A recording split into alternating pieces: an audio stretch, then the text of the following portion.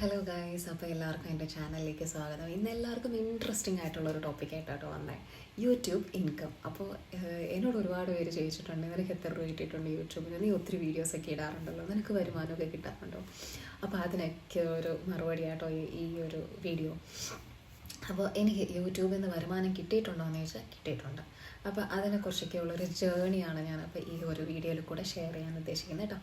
അപ്പോൾ ഞാൻ YouTube channel തുടങ്ങിയത് 2016 ഞാൻ ചെയ്തു. ഒത്തിരി വീഡിയോസ് ആ വർഷം ഞാൻ ഇട്ടു. കുറേ കുക്കിംഗ് വീഡിയോസൊക്കെ ഞാൻ ഇട്ടു.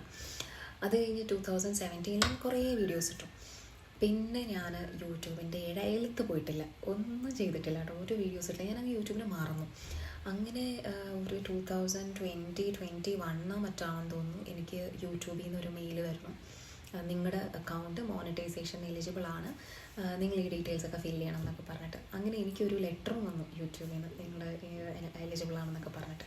ഭയങ്കര ഹാപ്പിയായിരുന്നു കേട്ടോ, കാരണം നമ്മൾ ഒരിക്കലും പ്രതീക്ഷിക്കണില്ലല്ലോ. ഇങ്ങനെ കുറേ വീഡിയോസ് ഇടുന്നു, കാര്യമായ വ്യൂസ് ഒന്നും അന്നേരം ഒന്നും ഇല്ലായിരുന്നു നോക്കുമ്പോൾ. അപ്പോൾ പിന്നെ ഞാൻ അങ്ങോട്ട് നോക്കിയിട്ടുമില്ല.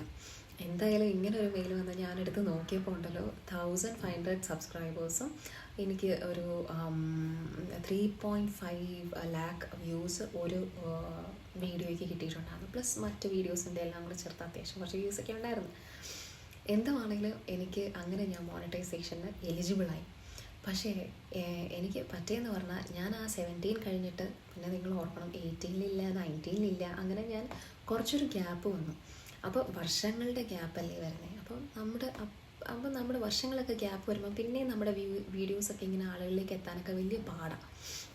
അന്നൊക്കെ കുറച്ചുകൂടെ റീച്ച് കിട്ടാനൊക്കെ എളുപ്പമായിരുന്നെന്ന് എനിക്ക് തോന്നുന്നത്. കാരണം അന്ന് ഇത്രയും ആളുകൾ യൂട്യൂബിൽ ഒന്നും ആക്റ്റീവ് അല്ലല്ലോ. അപ്പോൾ അന്ന് ഞാൻ അതിനുള്ള എഫേർട്ടൊന്നും ഇട്ടില്ല. അതിന് വെറുതെ ഒരു ചെറിയൊരു കാര്യമായിട്ട് കണ്ടു. പക്ഷേ എന്തുവാണെങ്കിലും എനിക്ക് കൺസിസ്റ്റൻസി ഇല്ലായിരുന്നു, കൺസിസ്റ്റൻ്റായിട്ട് ഇട്ടില്ല. വർഷങ്ങളുടെ ഗ്യാപ്പ്, ഇതൊക്കെയായിരുന്നു എൻ്റെ പ്രശ്നം. എൻ്റെ ചാനലിൻ്റെയും പ്രശ്നം അത് തന്നെയായിരുന്നു. പക്ഷേ ഇപ്പം ഞാൻ കുറച്ച് നാളായിട്ട് ഇങ്ങനെ കണ്ടിന്യൂസ്ലി എന്തെങ്കിലുമൊക്കെ ഇടുന്നുണ്ട്. കുറച്ച് ഫണ്ണി ആയിട്ടുള്ള കാര്യങ്ങൾ, കുറച്ച് ഡബ് സ്മാഷ്, കുറച്ച് പിന്നെ കുക്കിങ്, അങ്ങനെ എല്ലാത്തിൻ്റെയും ഒരു മിക്സ് ആണ് ഇട്ടുകൊണ്ടിരിക്കുന്നത്. അപ്പം ഞാൻ വിചാരിച്ചു, ഇങ്ങനത്തെ ടോപ്പിക്സ് ആളുകൾക്ക് ഭയങ്കര ഇഷ്ടമാണ്, അറിയാനും ഇഷ്ടമാണ്. അപ്പോൾ എന്നോട് ഒരുപാട് പേര് ചോദിച്ചിട്ടുമുള്ള കാര്യമാണ് എങ്ങനെയാണെന്നൊക്കെ. അതുകൊണ്ടാണ് ഈ വീഡിയോ ഷെയർ ചെയ്യുന്നത്.